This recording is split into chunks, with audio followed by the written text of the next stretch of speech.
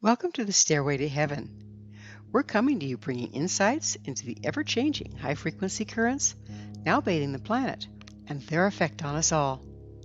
The source of vital information for the evolving human being. I'm Gwilda Wiyaka. Becoming a channel of light. As frequency increases, so does the availability of light we can bring into the world. This light is channeled through our chakra systems and empowers all that we do. Our chakra systems prism light according to the color of each chakra, which also dictates what divination of power will be brought forward. As an example, orange will support our sense of self, while yellow moves our will into the world. Blue empowers our voice and expression, and so on. Our chakra system is driven by both conscious and unconscious personal intent and is the bridge between spiritual or energetic power and the physical world.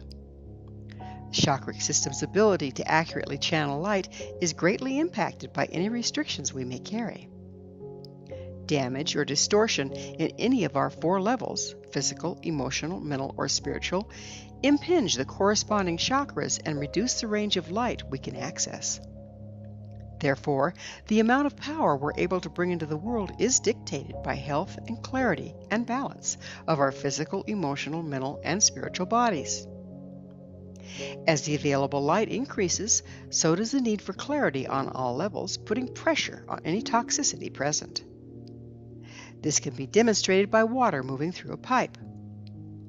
Most everyone has experienced what happens when water's been shut off in a house for a time and then turned back on. At first, the pipes will rumble and groan. Soon, the water will spit and spew at irregular intervals, bringing up with it rust and debris that had settled in the pipes while there was no flow. Then, it will run steady but be full of particulate matter before running clear again. This eloquently demonstrates what we're currently experiencing on all four levels. There is a phenomenon known in functional medicine as a healing crisis. This tends to take place when a person cleans up their diet or engages in the practice of fasting after a long period of unhealthy eating. The body is nothing if not opportunistic. Once it receives superior nutrition and a break from a constant diet of unhealthy, unusable junk, it will immediately dump the toxic overload into the system to be eliminated. This results in a period of extreme toxicity while the system struggles to move the poisons out of the body. When a large amount of toxins are suddenly dumped into the bloodstream for elimination, our liver may become overloaded, causing a person to have flu-like symptoms. It's enough to make one wonder, why, if they're eating better, are they feeling worse? If, however, they stick with a new improved diet, soon this will pass and they'll start feeling much better than before the correction. Over time, the body will continue to replace cells built with inferior materials in favor of ones constructed by superior nutrition. This is known as healing. The healing crisis just described is on the physical level, but each of our other three levels has its own rendition as well. Old, unprocessed emotions may trigger and bubble forth without warning. We may find ourselves overreacting to stimuli in the present as we're besieged by old emotions being triggered by current events. Mentally, we may become increasingly aware of negative thought forms, belief systems, and internal messaging. This negativity may have always been there, but it becomes more noticeable with the increasing light. Spiritually, we may notice our intention and energetic awareness increasing. At the same time, we become more conscious of and sensitive to the atrocities that have become commonplace in our world. As a result, we may find some environments and their corresponding frequencies intolerable, where before we were mostly oblivious to it. For generations, we've lived with diminished light. Now we're being bathed with rapidly increasing luminosity, necessitating detoxification. One can try to lock down and avoid the process, but this is much like trying to hold back the tide. One might be marginally successful for a time, but eventually the tide will come in, regardless of our resistance to it. The key to moving beyond the dreaded healing crisis is to aid the process by supporting our system on all levels as we undergo the necessary clearing. Physically, we need to clean up our act. Believe it or not, nature knows what it's doing. Anything that's not as nature intended has become imbalanced and compromises our personal health and well-being. Eating foods that are as close as possible to what nature provides is a great starting point. Fresh, organic, non-GMO fruits and vegetables still contain life and therefore support life. The further we get away from their natural form through processing and preserving, the less life they carry. Soon we're in a situation of diminishing returns, whereby it takes more personal frequency to digest and detoxify our food than any energy we may glean from it. The same is true of animal products. You're not only what you eat, but what you ate. Grass-fed, free-range, humanely treated animals are a much better source of nutrition than traumatized ones that have been fed antibiotics to make up for poor handling. The overload of toxic feed, adrenaline, and antibiotics of these poor mistreated animals is still present in the meat and dairy once it reaches the table. Drinking purified water and avoiding the cans of chemicals known as soft drinks is always best. To better accommodate our bodies, it's good to pay attention to our blood type and ancestry when making food choices. For example, Europeans usually are supported by dairy products, while it may prove problematic for those of Oriental descent. Long walks, sun, and fresh air also greatly aid detoxification on all levels. We're all backed up emotionally. We have been socialized into not expressing certain emotions. They must go somewhere, so we store them in the physical body. It's amazing how eating certain foods dumbs us down and keeps emotions at bay. When we clean up physically, we may find them bubbling forth to be cleared. Sometimes it's enough to acknowledge and appropriately express them. Other times they may be overwhelming. In this case, it's a good idea to seek professional support. On the mental level, our thoughts and beliefs have become distorted over the generations we've been in the dark. Paying close attention to our thoughts and internal messages can expose some very debilitating notions. Journaling can be useful in keeping track of and evaluating what goes through our head. Awareness is the key. When we become aware of damaging thought forms and beliefs, we can choose whether or not to engage them. Negative messages and thought forms, when repeated over time, form neurological ruts that we tend to fall into by default. By redirecting every time we find ourselves going there, we'll soon build new pathways, sans the negativity. Spiritually or energetically, we can accommodate the rise in frequency by resonating with the natural world.